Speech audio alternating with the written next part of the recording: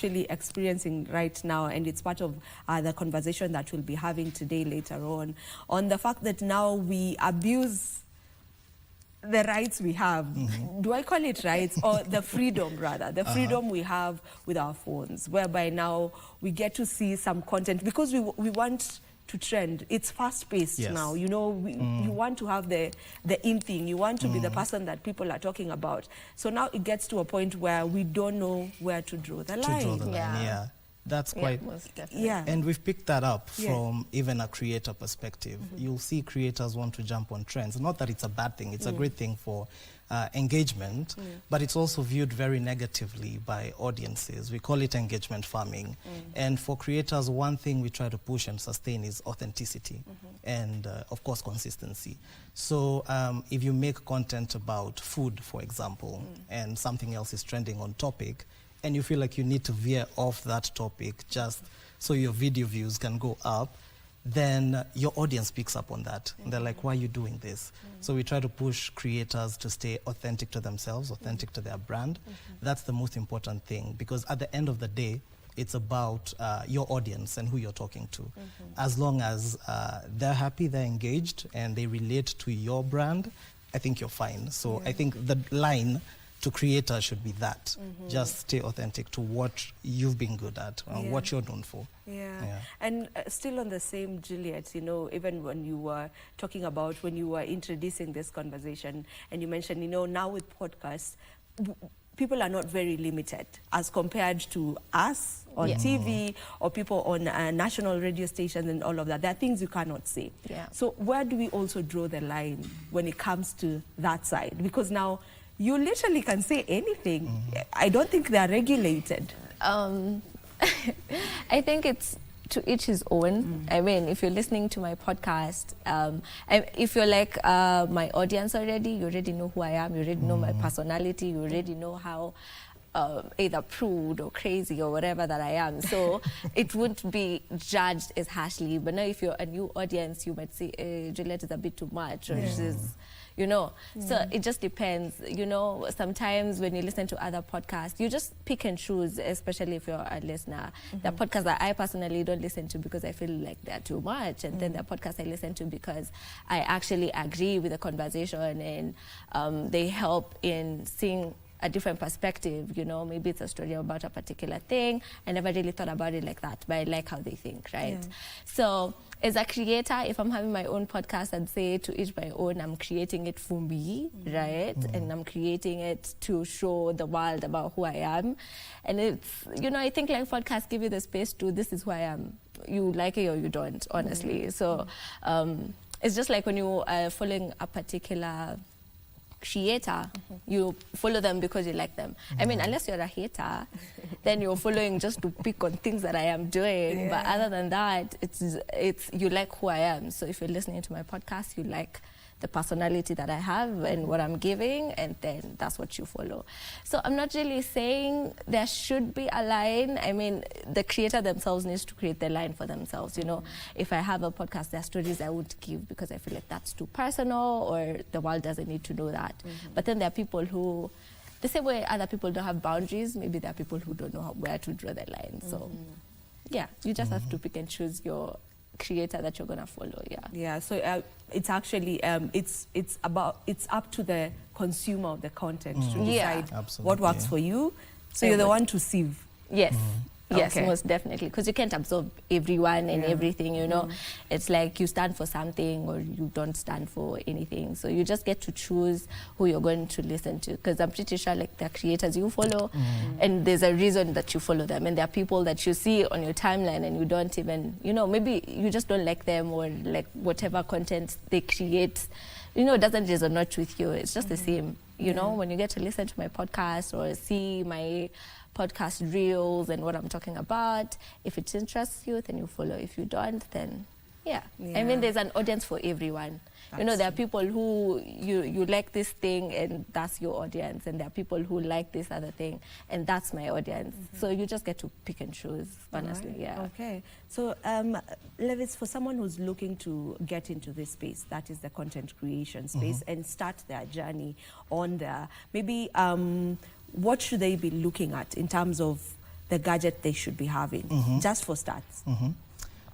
So a few pointers would be, even before we get to the gadget, try and learn a few of the workarounds in editing video, what audiences like we've established.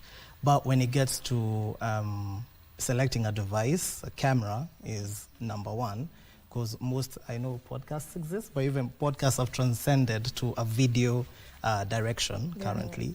So camera is pretty important. High performance, so high CPU, RAM, all of that.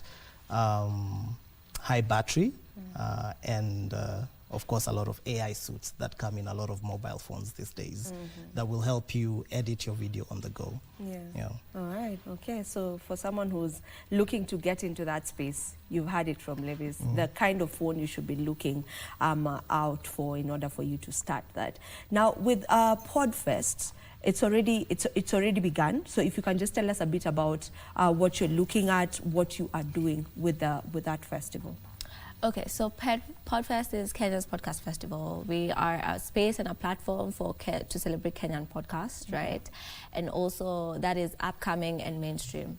So we started in 2024, and this year we're doing something called Podfest Campus Tours, because actually the origin of Podfest was when I was in campus. I don't know about you guys, when you're in campus, you'll hang out with your friends. Maybe one of your friends is a music artist and he's shooting a video and you also want to be part of the video or something like that, you know, or that there's this pool of talented people that is untapped. So we are like, let's go to the campuses, because that's where Podfest began. Let's go to the campuses and see the creatives there, right? And it's not just entertainment purposes, it's networking amongst themselves.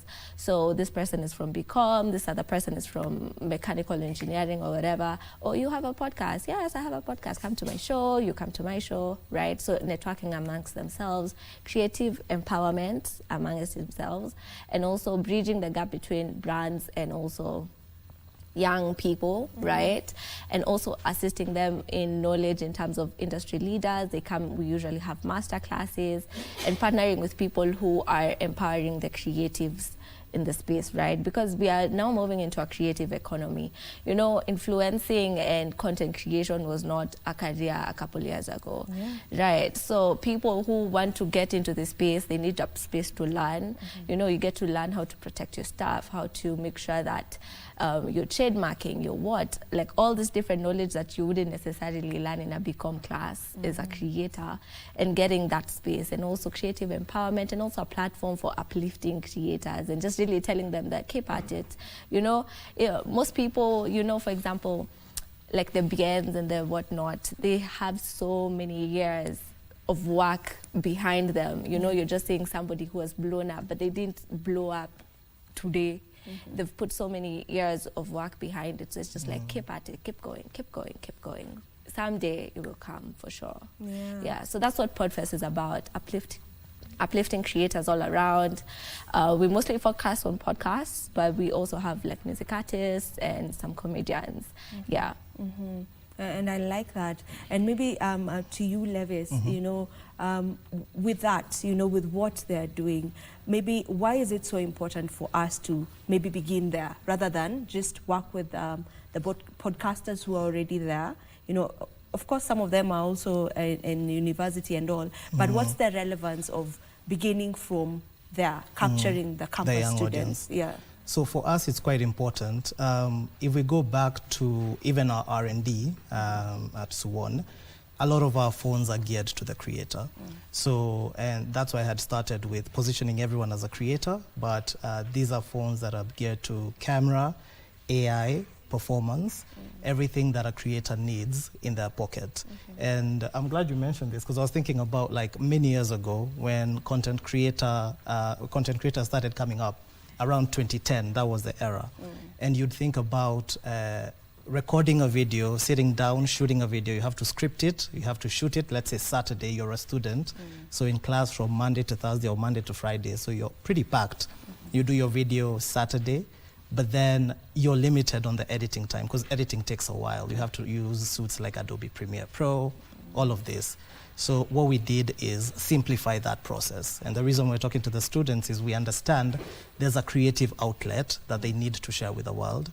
And we want to tell them, instead of focusing on editing full-time, we can simplify that process for you with our devices. So you focus on more things that matter, like family, friends, those moments that add more value to your life.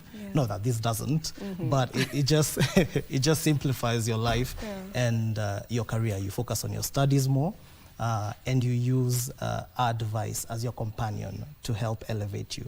So that's why speaking to those students is quite important for us. And one may ask, maybe, how do I know what good content is? Speaking from a creator's perspective, and it's a creator who's looking to now get into the space, how do I know what content should I focus on? When you're on a sema squeeze, gani ndo inakula? I think it just depends on what your individual passions are, like what you want to talk about. Again, this is the individual sharing their personal moments and their views with the world. And that passion, I think, translates very well on camera and in your content. So people will come. I think when you're starting out, there's always this pressure to feel like you have to compete with someone with 1 million views. And that creates a barrier in a lot of young creators' minds. But that's what we're trying to remove. We're trying to tell them, you're welcome to this field.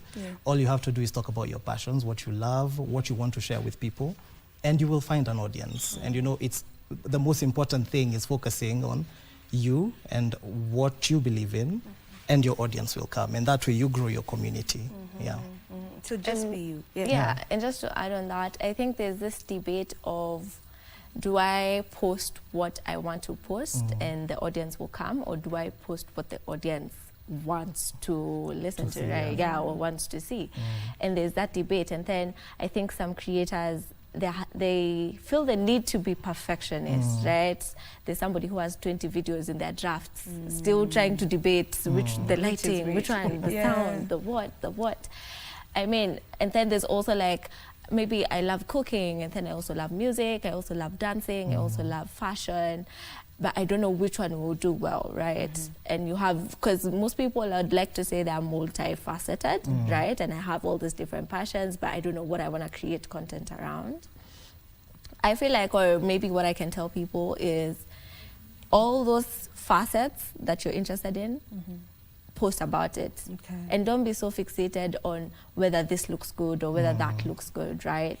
And you have to find a balance between what the audience wants to see and what you want to post, right? Because sometimes, you know, if you focus a lot on what the audience wants to see, there's that creator fatigue, because I really don't like posting this, I really don't like creating this content, but then I have to do it because, you know, if you're in content creation, you don't have to do anything, you know, you don't have to clock in at 8 like a normal job. So, I mean, you have to find that balance, right? And then post everything about the different facets, and then just see which one resonates the most. And then keep doubling down on that. But if you also want to share this other part of you that is probably not doing very well compared to this others, but you still want to do it, then be doing it. But double down on whatever is doing better. So you don't really need to have a niche, or having a niche is important. There's the question of that. You know, if I'm this multifaceted person that you're talking about, can I just be creating everything? You know, I'm doing food content, I'm also doing my lifestyle content, I'm also doing my fashion content, I'm doing, you know. So is it important for one to have a niche, or you don't really need to have one if you don't have one? I think there's also that debate. Everyone is, oh, you need to find a niche, you need to find a niche. Well, I personally, but I am no expert, so don't quote me. I'd say post everything, but it's very important to be known for one thing, right? So let Juliet be known because she has a podcast. But if you come to my page, you'll find this, you'll find that, you'll find this. But my main content, now you see, whatever I'm doubling down on is what I want to be known for. We have a commercial break. Let's take that, and then we'll come back to continue with the conversation. Do not go too far. We'll be back in a bit.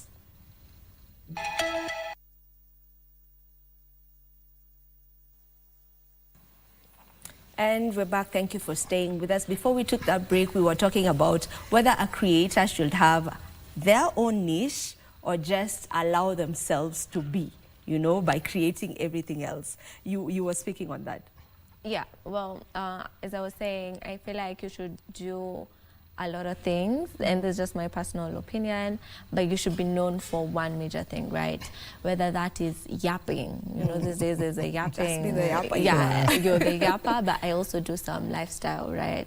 Or I cook, but I also do a little bit of dancing, or I do fashion, but I'm also gonna do a little bit of lifestyle. Like, you need to be known for one thing, right? But you can also integrate other things, because we are multifaceted. Why hide that away from the world, right? Yeah, and you know, still on the same, maybe you can weigh in on that as a brand that also picks on, you know, influencers to work with. Should I have a niche, and is that important when you guys are picking, are scouting for who should work for your brand? Do you actually just look at, you know, you try and find out whose niche, which niche does this person, you know, have? I do think I agree with you at some extent, but you see, when you embark on a content journey and you're speaking on a passionate topic, the niche tends to come out. You tend to lean in one side more than the other. So when we're scouting for new creators to work with, we do look at that. We call them passion points, actually. And we've segmented them into 6 main passion points, including food, fashion, beauty, that kind of thing.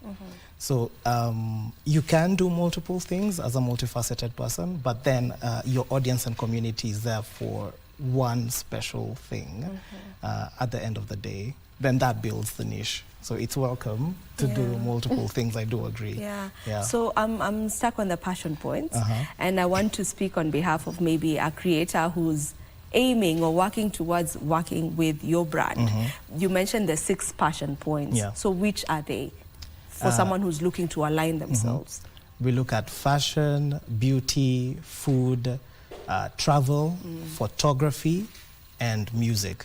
So those are the 6 key passion points we look at. We're not just stuck on those 6. We also have other categories. So even comedy, it's not a key passion point for us as a brand, but it's also something we consider. We've worked with multiple comedians in the past. So those are the 6 guided by a global guide that we look for, but we're also welcome to empowering other categories as well. But we just don't limit it to the passion point. We also look at things like an audience size. So we have multiple tiers of creators that we place them in, starting from the nanos to the micros, macros, heroes, and icon, to other things like, more important things like engagement rate. Since we do want to see, that gives us a clear guide of how well your content performs and how it's appreciated by your audience. So the higher the engagement rate based on your tier, because we don't distribute the engagement rate equally per tier. So based on that, we can tell how well our content will do on your platform. So how you engage with your audience is quite important for us. So for someone with just 1,000 followers, they still can be able to work with big brands. Absolutely. As long as they have followers who are engaging with their content. Absolutely. Because you see the 1,000 followers, it looks small on paper, but if you put 1,000 people in a room, that's many people. That's a huge audience you're addressing. So it just depends on how you've built your community and how well your community perceives you in return. And I would like to encourage creators to reply to those comments, because brands are looking at that as well. So if you get the comments and you're not replying, then it seems that you're not engaging your audience actively. And that's something brands really do care for. Got you. Yeah. Had it. You've had it from him. Now, you've already done how many campuses, and which one specifically? Okay, so we had our first campus tour on 11th June with KCA, and then we were just in USIO for their media week.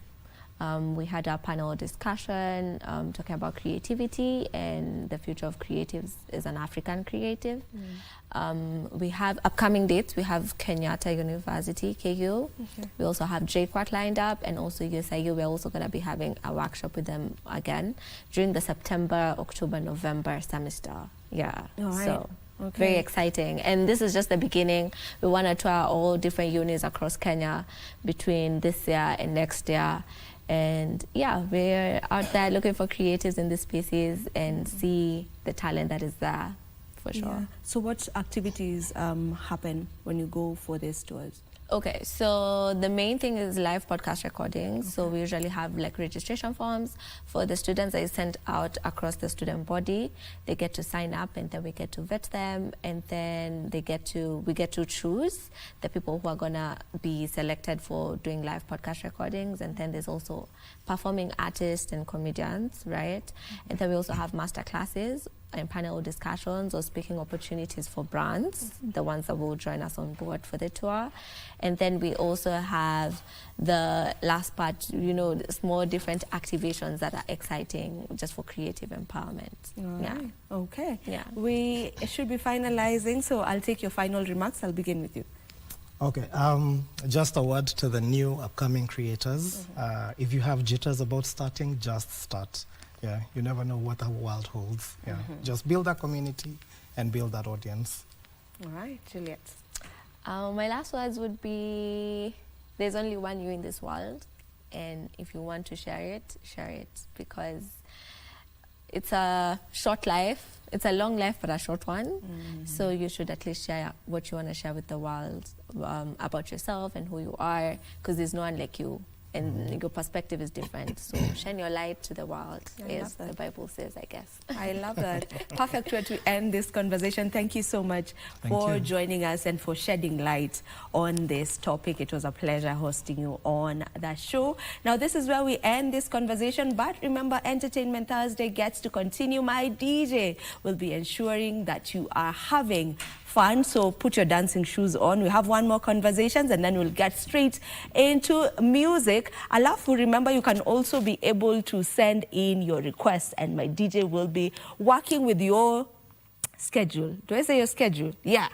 So whatever song you want to listen to, just get to send us a WhatsApp message on the same. The number is 0707 303 212. 0707 303 212. We'll be back after the short break.